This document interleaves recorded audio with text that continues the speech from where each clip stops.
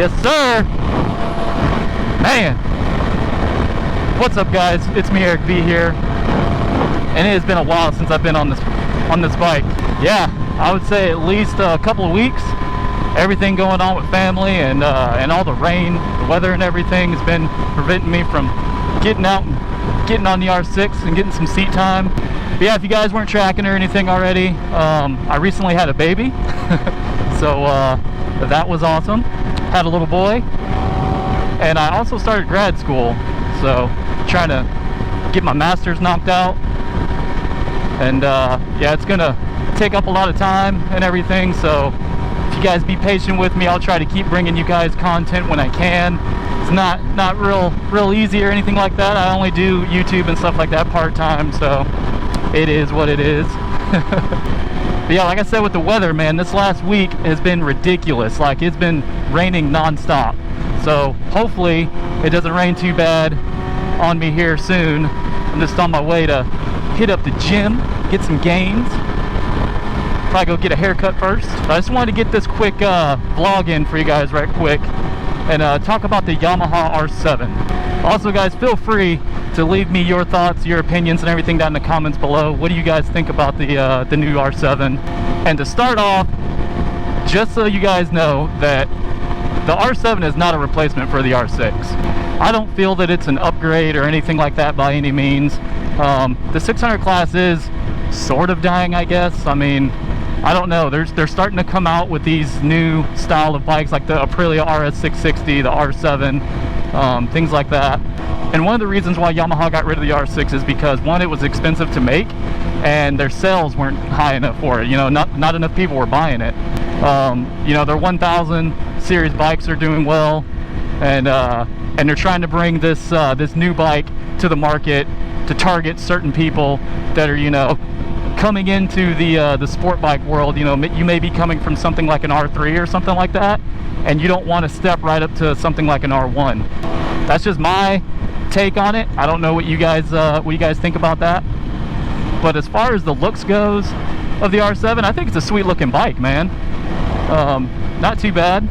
The only thing that gets me is that headlight in the center in the front. It's kind of weird, but I think that they're trying to, since it's kind of based off of an MT-07, I think they're trying to, you know, still have that MT-07 vibe, like, hey, you know, that headlight that's in the center, but yet it's wrapped around a sport bike. You know, it got the clip-ons, got the fairings and everything on it, same engine and everything. I think that it's going to be tuned a little bit differently. I don't know if the internal components are different, and then it's probably geared a little bit differently as well. And just know, guys, everything that I'm talking about right now is just my thoughts and my opinions. I don't know the full story or the full specs or anything on the bike yet. I'm still waiting for other motovloggers to put their videos out and give their thoughts on the bike. Overall, not a bad looking bike. Obviously, because of the price point, I think it's going to be around $8,000 or $9,000. You're not going to get all the cool electronics and everything like that on it.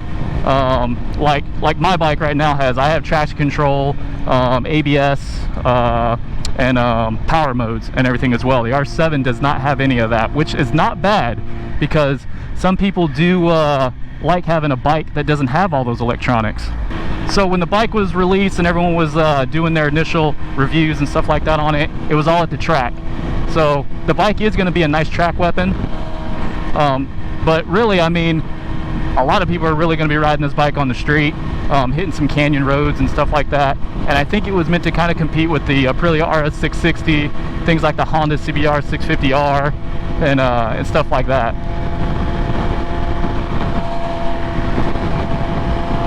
With that being said, in the power department, the bike is still using the MT-07 engine, so it's a twin cylinder, has about 73 horsepower, but the torque is what matters. And things like the R6, they're high revving monsters. Like, they don't have a lot of bottom end torque, and that's where the R7 is going to shine.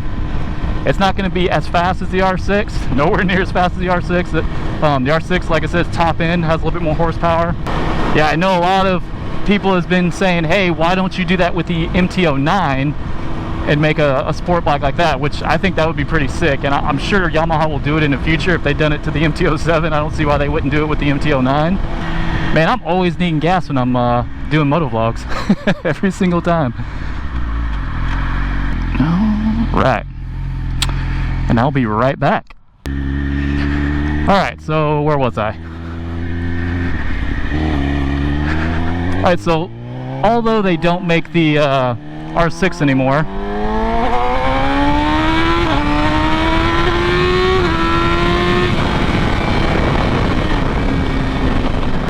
they still make the R6 specifically for the track. I think this is kind of just where the future is going for most sport bikes.